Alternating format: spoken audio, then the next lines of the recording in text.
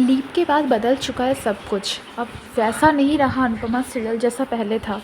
तो आइए जानते हैं कि लीप के बाद क्या-क्या चीज़ें बदल गई है। सबसे पहले तो प्रार्थना अब बा के घर में आ गई है। अंश और प्रार्थना साथ में रहने लगे हैं। अब शादी हुई या नहीं ये चीज़ क्लियर नहीं किया इस एपिसोड में, लेकिन अब वो कृष्णा कुंज में रहती है। दूसरी तरफ अनुपमा मुंबई में जाके किसी के घर में काम करती है और एज अ मेड, लेकिन वो लोग एज अ मेड ट्रीट नहीं करते, उसे अच्छी तरीके से ट्रीट करते हैं। लेकिन अब जो कोठारी हाउस है, कोठारी हाउस में बहुत सारे चेंजेस आ गए। सबसे पहले तो यहाँ पे जो मीता का बेटा राजा, उसकी शादी हो गई है, लेकिन कौन है पत्नी ये नहीं बताया गया इस एपिसोड में। शायद बाकी की बेटी ईशानी ही पत्नी होगी। और दूसरी तरफ राही राही अब अनुपमा की तरह पूरे दिन काम करती रहती है। उससे ना कोई उसका हाल पूछता है ना कुछ। सुबह से शाम तक वो सिर्फ खाना बनाती है, नाश्ता बनाती है, रात तक खाना बनाती है।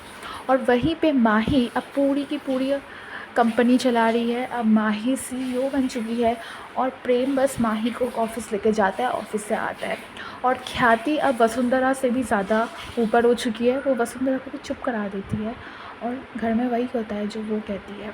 और फिर यहाँ पे हमें वापस राही दिखाया जाता है, जहाँ पे राही अनुपमा को याद कर रही होती है और कहती है कि आप घर का काम बाहर का काम दोनों काम कितनी इजीली संभाल लेती थी, मुझसे तो घर का काम भी नहीं हो रहा। और फिर जो पराग होता है, पराग अगर राही का साथ देता है, जैसे बापूजी अनुपमा का साथ देते थे।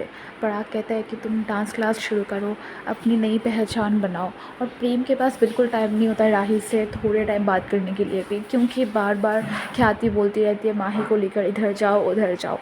एंड अब माही के अकॉर्डिंग ही पूरा घर चलता है और ख्याति वही करती है जो माही कहती है। और वसुंधरा पराग सब बहुत ही चुप हो गए हैं, ये भी नहीं बोल पाता ख्याति के सामने।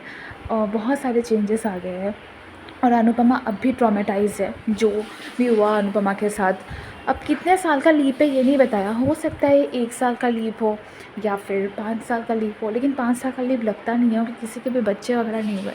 हो सकता है 1 साल का लीप हो, 6 महीने का लीप हो, लेकिन अब राही की हालत अनुपमा जैसी बन चुकी है। सो ओवरऑल देखा जाए तो लीप के बाद सबसे बुरी कंडीशन राही की हो चुकी है। सच कहूँ तो मुझे तो अच्छा लग रहा है राही के साथ इतना बुरा हो रहा है।